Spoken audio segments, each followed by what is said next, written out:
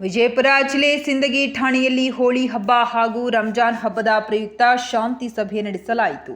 ಶಾಂತಿ ಸಭೆ ಉದ್ದೇಶಿಸಿ ಸಿಪಿಐ ನಾನಗೌಡ ಮಾತನಾಡಿ, ತಾಲೂಕಿನಾದ್ಯಂತ ಶಾಂತಿ ಸೌಹಾರ್ದತೆಯಿಂದ ಹಬ್ಬ ಆಚರಣೆ ಮಾಡುವಂತೆ ಎಲ್ಲ ಕೋಮಿನ ಜನರಲ್ಲಿ ವಿನಂತಿಸಿದರು. ಇನ್ನು ಪ್ರೀತಿಯಿಂದ ಬಣ್ಣ ಹಚ್ಚಿ ಯಾರಿಗೂ ಒತ್ತಾಯವಾಗಿ ಬಣ್ಣವನ್ನ ಹಚ್ಚಕೂಡದು. ಸಾರ್ವಜನಿಕರಿಗೆ ರಸ್ತೆ ತಡೆದು ಯಾವುದೇ ಕಾರಣಕ್ಕೆ ಬಣ್ಣಕ್ಕಾಗಿ ಹಣಕ್ಕೆ ಬೇಡಿಕೆ ಸಲ್ಲದು.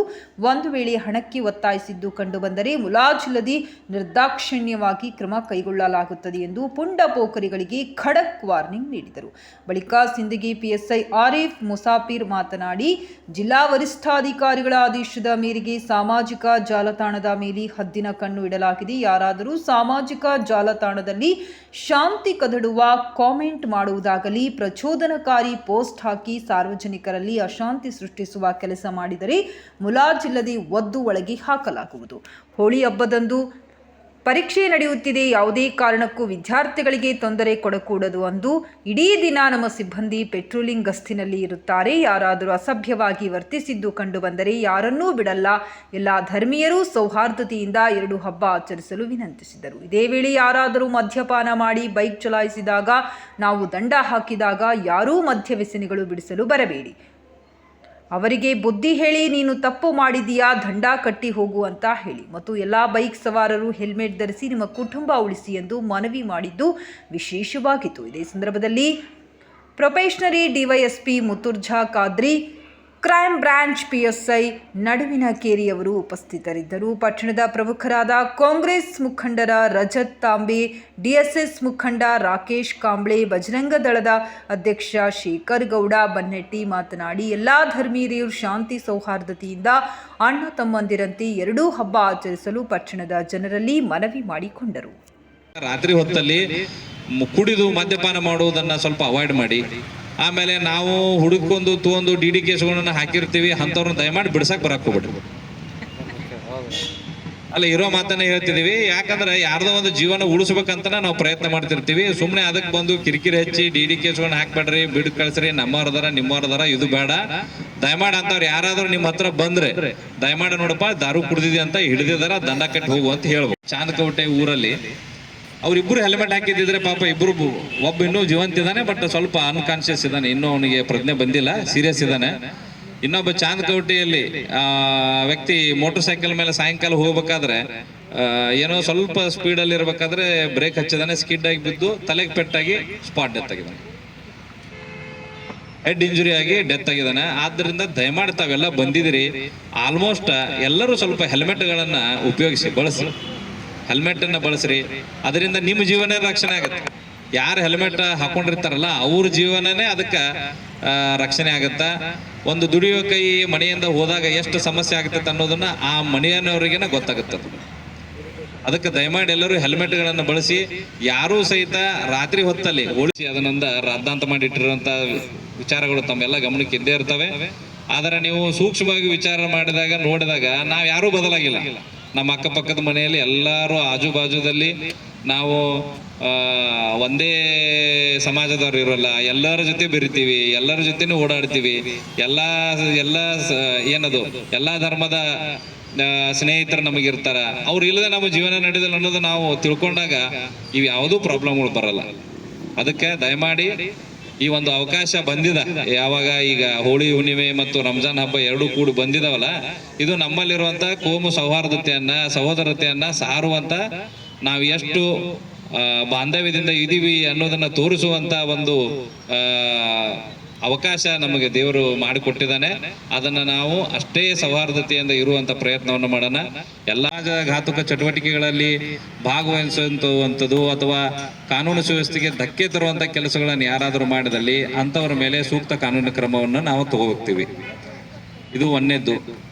ಆಮೇಲೆ ಇನ್ನೊಂದು ಹೇಳಿದ್ರು, ನಮ್ಮ ಮಕ್ಕಳು ತಪ್ಪು ಮಾಡಿದವ ಅಂತೇಳಿ ಗೊತ್ತಾದ ಮೇಲೆ ಮೊದಲು ಬೇರೆಯವ್ರನ್ನ ಕರೆದು ಬುದ್ಧಿ ಹೇಳೋಕ್ಕಿಂತ ಮೊದಲು ನಮ್ಮ ಮಕ್ಕಳಿಗೇನೆ ಒಂದೆರಡು ಕೊಟ್ಟು ಬುದ್ಧಿ ಹೇಳಿ ನಾವು ಸರಿಸಿಬಿಟ್ರೆ ಆಗುವಂತ ಸಮಸ್ಯೆ ಸಣ್ಣ ಸಮಸ್ಯೆಯಾಗಿ ಉಳಿಯುತ್ತದೆ, ದೊಡ್ಡದಾಗಲ್ಲ ಅದು. ತಾವು ದಯಮಾಡಿ ಎಲ್ಲ ಹಿರಿಯರು ಅದನ್ನ ಮಾಡ್ಬೇಕು. ಆಗ್ತಾವ ತಪ್ಪುಗಳು ಆಗ್ತಾವ, ಕಿರಿಕಿರಿಗಳು ಸಣ್ಣ ಪುಟ್ಟು ನಡೀತಿರ್ತಾವ. ಏನೋ ಇದು ಕುಣಿಬೇಕಾದ್ರೆ ಕಾಲು ತುಳ್ದ ಅಥವಾ ಇನ್ನೊಂದೇನೋ ನನ್ನ ನೋಡಿ ನಕ್ಕ, ನನ್ನ ನೋಡಿ ಕಿಸದ, ಹಲ್ಲು ಕಿಸದ, ಅದು ಮಾಡಿದ ಇದು ಅಂತೇಳಿ ಇವು ಸಣ್ಣ ಪುಟ್ಟಿ ಕಿರಿಕಿರಿ ಇದ್ದೇ ಇರ್ತಾವ. ಅವುಗಳನ್ನ ದೊಡ್ಡ ಮಟ್ಟಕ್ಕೆ ಹೋಗುವಂಗೆ ಮಾಡುವಂಥದ್ದು ಕೆಲಸ ತಮ್ಮೆಲ್ಲ ಹಿರಿಯರದಾಗ. ಸಣ್ಣ ಒಂದು ಇನ್ಸಿಡೆಂಟ್ ಆಗಿದ್ದನ್ನ ಅದನ್ನ ದೊಡ್ಡ ಪಬ್ಲಿಸಿಟಿ ಮಾಡೋದು ಅಥವಾ ಇನ್ನೊಂದೇನೋ ಮಾಡುವಂಥದ್ದು ಬೇಡ. ನಿಮ್ಮ ಶಕ್ತಿ ಮೀರಿ ಅದು ಹೋಗ್ತಾ ಇದೆ ಅಂತೇಳಿ ಗೊತ್ತಾಗಿತ್ತು ಅಂತಂದ್ರೆ ನಾವು ಯಾವತ್ತೂ ಪೆಟ್ರೋಲಿಂಗ್ ಅಲ್ಲಿ ಇರ್ತೀವಿ, 24x7 ವರ್ಕ್ ಮಾಡ್ತಿರ್ತೀವಿ. ನಮ್ಮ ಇಲಾಖೆ ಗಮನಕ್ಕೆ ತಂದು ಬಿಟ್ರೆ ಸಾಕು. ಒಂದು ಯಾವ್ಯಾವ ದಿನಗಳಲ್ಲಿ ನಡೆಯುತ್ತೆ, ಎಲ್ಲೆಲ್ಲಿ ಕ್ಲೋಸ್ ಆಗುತ್ತೆ ಅನ್ನೋದು ಅದು ನಿರ್ದೇಶನ ಮಾನ್ಯ DC ಸರ್ ಇಂದ ಬರುತ್ತೆ. ಅದನ್ನ ನಾವು ಕಟ್ಟುನಿಟ್ಟಾಗಿ ಪಾಲನೆ ಮಾಡ್ತೀವಿ. ಆಮೇಲೆ ಇನ್ನ ಹಬ್ಬದ ಆಚರಣೆ ಸಮಯದಲ್ಲಿ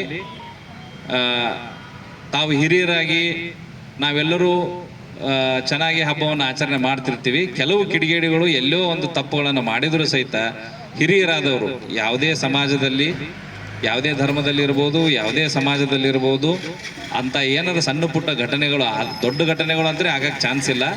ಸಣ್ಣ ಪುಟ್ಟ ಘಟನೆಗಳು ಕುಡಿದ ಅಮಲಿನಲ್ಲಿ ಏನಾದರೂ ಹುಡುಗರು ಚಿಕ್ಕ ಹುಡುಗರು ಮಾಡಿರ್ತವೆ. ಅವುಗಳನ್ನು ಹಿರಿಯರಾಗಿ ನಾವೆಲ್ಲ ಮುಂದೆ ನಿಂತು, ತಾವೆಲ್ಲ ಮುಂದೆ ನಿಂತು ಅದನ್ನು ಸಣ್ಣದಿರುವಾಗನೇ ಅದನ್ನು ಸರಿಸಿಬಿಡ್ಬೇಕು. ಅದನ್ನು ದೊಡ್ಡ ಮಟ್ಟಕ್ಕೆ ಹೋಗಕ್ಕೆ ಬಿಡಬಾರ್ದು. ತಪ್ಪು ಯಾರಾದರೂ ಮಾಡಲಿ, ಮೊದಲ ನಮ್ಮ ಮಕ್ಕಳಿಗೆ ಸರ್ ನಂಬಿರ್ಬೋದು, ಕಂಟ್ರೋಲ್ ರೂಮ್ಗೆ ಇರ್ಬೋದು, ತಾವೆಲ್ಲ ಎಲ್ಲಿಯಾದರೂ ಸಹಿತ ಮಾಹಿತಿಯನ್ನು ಕೊಟ್ಟಲ್ಲಿ ಕ್ಷಣಾರ್ಧದಲ್ಲಿ ಬಂದು ಆ ಸಮಸ್ಯೆಯನ್ನು ಬಗೆಹರಿಸುವಂಥ ಕೆಲಸವನ್ನು ನಾವು ಮಾಡ್ತೀವಿ. ಆಮೇಲೆ ಈ ಪರೀಕ್ಷೆಗಳಿಗೆ ಸಂಬಂಧಪಟ್ಟಂಗೆ ಹೇಳಿದ್ರಿ, ಅದಕ್ಕಿಂತ ಮುಂಚೆ ಈ ಹೋಳಿ ಹಬ್ಬದ ಪಟ್ಟಿ ಹತ್ತೋದೊಂದು ಮಾಡ್ತಿರ್ತಾರೆ. ಅಲ್ಲಿ ಹೋಗೋ ಬರೋ ಗಾಡಿಗಳನ್ನ ತರಬಿ ಬಣ್ಣಕ್ಕೆ. ಸಣ್ಣ ಹುಡುಗರು ಅವು ಏನು ಅವಕ್ಕೇನು ಉದ್ದೇಶ ಇರಲ್ಲ, 5-10 ರೂಪಾಯಿ ಎಕ್ಸ್ಪೆಕ್ಟೇಷನ್ ಮಾಡ್ತಿರ್ತಾವ ಪಾಪ ಸಣ್ಣ ಹುಡುಗರು. ಅಂಥವು ಯಾರು ಸಹಿತ ಕಿಡಿಗೇಡಿಗಳು ಎಕ್ಸಾಮ್ಗೆ ಹೋಗೋ ಬರೋವಂಥ ಗಾಡಿಗಳನ್ನ ತಡೆಯೋದು ಅಥವಾ ಫ್ಯಾಮಿಲಿಗಳನ್ನು ಕರ್ಕೊಂಡು ಹೋಗುವಂಥ ಗಾಡಿಗಳನ್ನ ತಡೆದು ಅವ್ರಿಗೆ ಕಿರಿಕಿರಿ ಮಾಡುವಂಥದ್ದು ಎಲ್ಲಾದರೂ ಗಮನಕ್ಕೆ ಬಂದಲ್ಲಿ ನಿಮ್ಮ ಮುಲಾಜಿಲ್ಲ ಕೇಸ್ ರಿಜಿಸ್ಟರ್ ಮಾಡ್ತೀವಿ. ಅವು ಸಣ್ಣ ಹುಡುಗರು ಇರ್ಬೋದು, ದೊಡ್ಡವರು ಇರ್ಬೋದು, ಕಿತಾಪತಿ ಮಾಡುವಂಥ ಇರ್ಬೋದು, ಸೌಜನ್ಯರು ಇರ್ಬೋದು, ಯಾರು ಬೇಕಾದವ್ರು ಇದ್ರು ತಪ್ಪು ಮಾಡೈತೆ ಅಂತೇಳಿ ಎಲ್ಲಾದ್ರೂ ಅದ ಥರದ ವಿಡಿಯೋ ಎಲ್ಲಾದರೂ ಸೋಷಿಯಲ್ ಮೀಡಿಯಾದಲ್ಲಿ ಬಂತಂತಂದ್ರೆ 100% ಕೇಸ್ ರಿಜಿಸ್ಟರ್ ಮಾಡ್ತೀವಿ. ಅಂಥವ್ರಿಗೆ ಏನು ಕಾನೂನು ಕ್ರಮ ತಗೋಬೇಕು ಅದನ್ನು ತಗೋತೀವಿ. ಒಟ್ಟಲ್ಲಿ ನಾವು ಹೇಳ್ತಿರೋವಂಥದ್ದು, ಹಬ್ಬದ ಆಚರಣೆ ಸುಖಕರವಾಗಿರಲಿ, ಶಾಂತಿಯಿಂದ ಇರಲಿ. ಹಬ್ಬ ಆಚರಣೆ ಮಾಡುವಂಥ ಸಮಯದಲ್ಲಿ ಈ ದುಷ್ಕೃತ್ಯಗಳನ್ನು ಮಾಡಿ ಸಮಾಜದ ಸ್ವಾಸ್ಥ್ಯವನ್ನು ಹದಗೆಡಿಸುವಂಥ ಕೆಲಸವನ್ನು ಯಾರಾದರೂ ಮಾಡಿದಲ್ಲಿ ಅಂಥವ್ರನ್ನ ಪೊಲೀಸ್ ಇಲಾಖೆ ಅಷ್ಟು ಸರಳವಾಗಿ ಬಿಡುವುದಿಲ್ಲ. ನಾವೆಲ್ಲ ಏನದು ಕಟ್ಟುನಿಟ್ಟಾಗಿ ಕಾನೂನನ್ನ ಪಾಲನೆ ಮಾಡ್ಬೇಕಂತಲೇ ನಿಂತಿದ್ದೀವಿ. ಅಂಥವುಗಳನ್ನು ಯಾರೂ ಅಂಥ ದುಸ್ಸಾಹಸನ ಮಾಡಕ್ಕೆ ಹೋಗಬಾರ್ದು. ಶಾಂತ ರೀತಿಯಿಂದ ಹಬ್ಬವನ್ನು ಆಚರಣೆ ಮಾಡಿ, ಖುಷಿಯಿಂದ ನಿಮ್ಮ ಮನೆಗಳಲ್ಲಿ ಹಬ್ಬವನ್ನು ಆಚರಣೆ ಮಾಡಿ. ಈ ದೇಶ, ಈ ನಾಡು, ನಮ್ಮ ಸಿಂದಗಿ ತಾಲೂಕು, ನಾವು ಕೋಮು ಸೌಹಾರ್ದತೆಯಿಂದ ಇರ್ತೀವಿ. ನಾವೆಲ್ಲ ವಿವಿಧತೆಯಲ್ಲಿ ಏಕತೆಯನ್ನು ಹೊಂದಿದ್ದೀವಿ. ನಮ್ಮಲ್ಲಿ ಯಾವುದೇ ಭೇದ ಭಾವ ಇಲ್ಲ ಅಂತ ಸಾರುವಂಥ ಸಮಯ ಆವಾಗ ದೇವರು ಕೊಟ್ಟಿರ್ತಾನೆ. ಯಾಕಂದ್ರೆ ಇತ್ತೀಚಿನ ದಿನಮಾನಗಳಲ್ಲಿ ಏನಾಗಿದೆ, ಒಬ್ಬರ ಮೇಲೆ ಸ್ವಲ್ಪ ಏನೋ ಒಂದು ಥರ ನಂಬಿಕೆ ಕಡಿಮೆನೋ ಅಥವಾ ಏನೋ ಒಂದು ಆಗಿರ್ತವೆ. ಎಲ್ಲೋ ಒಂದು ಉತ್ತರ ಪ್ರದೇಶದಲ್ಲಿ ಆಗಿರ್ತೋ ಅಥವಾ ಎಲ್ಲೋ ಒಂದು ಯಾವುದೋ ಮೂಲೆಯಲ್ಲಿ ಆಗಿಂಥ ಘಟನೆಗಳನ್ನು ಇಲ್ಲೇ ನಮ್ಮ ಪಕ್ಕದಲ್ಲೇ ನಡೆದತೆ, ನಮ್ಮ ಬಾಜು ಮನೆಯನ್ನ ಮಾಡಿದಾನೇನೋ ಲೆಕ್ಕಕ್ಕೆ ಆದಷ್ಟು ಸಾಧ್ಯ ಆದಷ್ಟು ಆ ಕಾಮದಾನ ಮಾಡುವ ಸ್ಥಳದಲ್ಲಿ ನೀರನ್ನು ಇಟ್ಕೊಂಡ್ರೆ ಇನ್ನೂ ಒಳ್ಳೆಯದು ಸ್ವಲ್ಪ. ಯಾಕಂದರೆ ಯಾವುದಾದ್ರೂ ಒಂದು ಅನಾಹುತ ಘಟನೆ ಆದಾಗ ಅದರ ಜೊತೆಗೆ ನಾವು ಏನು ಇವರಿಗೆ ಹೇಳಿ ಫೈರ್ ಡಿಪಾರ್ಟ್ಮೆಂಟ್ದವ್ರಿಗೆ ಹೇಳಿರ್ತೀವಿ.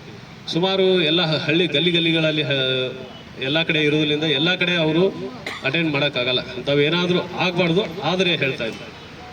ಆ ಕಾರಣದಿಂದ ಎಲ್ಲರೂ ಸೂಕ್ತವಾಗಿ ಮುನ್ನೆಚ್ಚರಿಕೆ ಕ್ರಮ ಇಟ್ಕೋಬೇಕು. ಅದೇ ರೀತಿ ವೈದ್ಯಾಧಿಕಾರಿಗಳಿಗೆ ನಾವು ಆಲ್ರೆಡಿ ಅವರಿಗೂ ಮಾಹಿತಿ ಕೊಟ್ಟಿರ್ತೀವಿ. ಇಂಥ ಘಟನೆಗಳಾದಾಗೆ ಅಲ್ಲಿ ಸಾಧ್ಯವಾದಷ್ಟು ಅವ್ರಿಗೆ ಕರೆಸಲಿಕ್ಕೆ. ಆಮೇಲೆ ಅಂಥವೆಲ್ಲ ಘಟನೆಗಳು ಆಗಬಾರ್ದು. ಯಾವುದೇ ರೀತಿಯಿಂದ ಯಾರು ವಾಲಂಟ್ರಿಯಾಗಿ ಈಗ ನಾವು ನೋಡ್ತಾ ಇದ್ದೀವಿ, ಕಳೆದ 10 ವರ್ಷಗಳಲ್ಲಿ ಹೆಚ್ಚು ಕಡಿಮೆ ಸಣ್ಣ ಪುಟ್ಟ ಗಲಾಟೆಗಳು ಬಿಟ್ಟರೆ ಅದು ಹೇಳುವಂಥ ಮೇಜರ್ ಗಲಾಟೆಗಳು ಹಿಂದೂ ಮುಸ್ಲಿಮಲ್ಲಿ ಇನ್ನೊಂದು ಆಗಿಲ್ಲ, ಆಗಲೂಬಾರ್ದು. ಯಾರು ವಾಲಂಟ್ರಿಯಾಗಿ ಇಂಟ್ರೆಸ್ಟಿಂದ ಬಣ್ಣ ಆಡಲಿಕ್ಕೆ ಇಲ್ಲಿ ಅದಾರೆ, ಕೆಲವು ಮುಸ್ಲಿಂ ಜನರು ಬಣ್ಣ ಆಡುವಂಥವ್ರು ಇದ್ದಾರೆ, ಇಲ್ಲ ಅಂತ ಹೇಳುವಂಗಿಲ್ಲ. ಕೆಲವರು ಆಡುವುದಿಲ್ಲ. ಯಾರಿಗೂ ಫೋರ್ಸ್ ಮಾಡ್ಲಿಕ್ಕೆ ಹೋಗಬಾರ್ದು.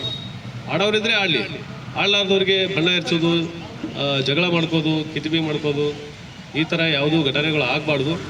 ಈಗ ಆಲ್ರೆಡಿ ಹೇಳಿದ್ರು ರಾಕೇಶ್ ಅವರು, ಈ PUC ಎಕ್ಸಾಮ್ ನಡೆದ್ರಲಿಂದ ಕಾಲೇಜುಗಳಲ್ಲಿ ಸ್ಕೂಲ್ಗಳಲ್ಲಿ ಎಕ್ಸಾಮ್ ಸೆಂಟರ್ಗಳಲ್ಲಿ ಒಂದು 2-3 ಜನ ಸಿಬ್ಬಂದಿಗಳು ಹಾಕ್ಬೇಕಂತೇಳಿ ನಾವು ಎಕ್ಸಾಮ್ ಸೆಂಟರ್ಗಳಲ್ಲಿ ಸಿಬ್ಬಂದಿಗಳು ಇರ್ತಾರೆ ಮತ್ತು ಅದರ ಜೊತೆಗೆ ಪೆಟ್ರೋಲಿಂಗಲ್ಲಿ ನಮ್ಮ ಪೊಲೀಸ್ ಸಿಬ್ಬಂದಿಗಳು ಇರ್ತಾರೆ ಕಂಟಿನ್ಯೂಸ್ ಆಗಿ.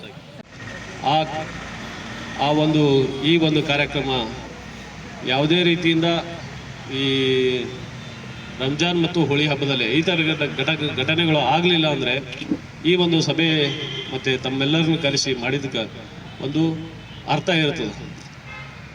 ಇಷ್ಟೆಲ್ಲ ಆದಮೇಲೂ ಸಣ್ಣ ಪುಟ್ಟ ಗಲಾಟೆಗಳು, ಸಣ್ಣ ಪುಟ್ಟ ಕಿರಿಕಿರಿಗಳು ಆಗ್ತವೆ. ಎಲ್ಲೋ ಒಂದು ಸಣ್ಣ ಯಾರೋ ಒಬ್ಬ 4 ದಿವಸ ಬಂದ್ ಮಾಡ್ಬೇಕಂತ ಹೇಳ್ಬಿಟ್ಟು ಆ ಟೈಮ್ ಟೇಬಲು ಶೆಡ್ಯೂಲ್ ಕೊಟ್ಟಿದೆ, ಅವರಿಗೆ ಡೇಟ್ ಹೇಳಿದೆ. ಆಯಾ ಡೇಟ್ಗಳಲ್ಲಿ 4 ದಿವಸ ಎಕ್ಸೈಸ್ ಬಂದ್ ಆಗುತ್ತೆ. ಅಷ್ಟಲ್ಲದೆ ಏನು ಒಂದು ಕಾಮ ದಹನ ಮಾಡ್ತಿರಲ್ಲ, ಮಾಡೋ ಟೈಮಲ್ಲಿ ಈಗ ಕೆಲವು ಸಣ್ಣ ಮಕ್ಕಳು ಇರ್ತವೆ, ಇಲ್ಲಿ ಸ್ವಲ್ಪ ಸರಾಯಿ ಎಲ್ಲೆಲ್ಲೋ ಕದ್ದು ಕುಡಿದುಕೊಂಡು ಬಂದಿರ್ತಾರೆ. ಅಂಥ ಸಂದರ್ಭದಲ್ಲಿ ಸ್ವಲ್ಪ ಮುನ್ನೆಚ್ಚರಿಕೆಯಾಗಿ ಈ ಎಲೆಕ್ಟ್ರಿಷನ್ ಕಂಬದ ಕೆಳಗಡೆ ಮಾಡದೆ ಸ್ವಲ್ಪ ಡಿಸ್ಟೆನ್ಸಿಂದ, ಅದೇ ರೀತಿ ಈ ರಸ್ತೆ ಡಾಂಬರೀಕರಣ ಏನು ಮಾಡ್ತಿರ್ತಾರಲ್ಲ ಅಂಥ ರಸ್ತೆಗಳಲ್ಲಿ ಕಾಮದಾನ ಮಾಡೋದ್ರಿಂದ ರಸ್ತೆಗಳು ಹಾಳಾಗ್ತವೆ. ನೀವೆಲ್ಲರೂ ಇರ್ತಿರಲ್ಲ, ಹಿರಿಯರು ಮತ್ತು ಏನು ಆರ್ಗನೈಸ್ಡ್ ಇರ್ತಿರಲ್ಲ, ನೀವು ಅಲ್ಲಿ ಮಟ್ಟಕ್ಕೆ ಅದನ್ನು ತಿಳಿ ಹೇಳಿ ಅದನ್ನು ವಾತಾವರಣ ಕ್ಲಿಯರ್ ಮಾಡಬೇಕು. ಒಂದು ವೇಳೆ ಅಲ್ಲಿಂದ ಆಗಲಿಲ್ಲ ಅಂತಂದರೆ ನಮ್ಮವರು ಇರ್ತಾರೆ, ನಾವು ಇರ್ತೀವಿ, ಅವ್ರ ಗಮನಕ್ಕೆ ತಂದರೆ ಅದನ್ನು ಒಂದು ಶಾಂತ ರೀತಿಯಿಂದ ಆಗಲಿಕ್ಕೆ ತಾವೆಲ್ಲರೂ ಸಹಕಾರಿ ಆಗ್ತಾರೆ ಅಂತೇಳಿ ಭಾವಿಸ್ತಾ, ಈಗ ಹಲವಾರು ಇಲಾಖೆ ಈಗ ಕಾಮದಾನ ಮಾಡುವಾಗ ಸುಮಾರು ಎಲ್ಲ ಕಡೆಗಳಲ್ಲಿ ಈಗ ಹೇಳಿದ್ರು ಕೆಲವರು ಎಕ್ಸೈಸ್ ಬಂದ್ ಮಾಡಬೇಕು ಮತ್ತು ಅಂತ ಹೇಳಿಬಿಟ್ಟು ನಾವು ಆಲ್ರೆಡಿ ಈಗ ಎಕ್ಸೈಸ್ SP ಸಾಹೇಬ್ರ ನೇತೃತ್ವದಲ್ಲಿ ಕೊಡುತ್ತದೆ. ಹೋಳಿ ಮತ್ತು ಈ ರಂಜಾನ್ ಹಬ್ಬದಲ್ಲಿ ಹೆಚ್ಚು ಕಡಿಮೆ ಹೋಳಿ ಹಬ್ಬ ಮತ್ತು ರಂಜಾನ್ ಹಬ್ಬ ಪ್ರತಿ ವರ್ಷ ಜೊತೆಗೆ ಬರ್ತಾವೆ.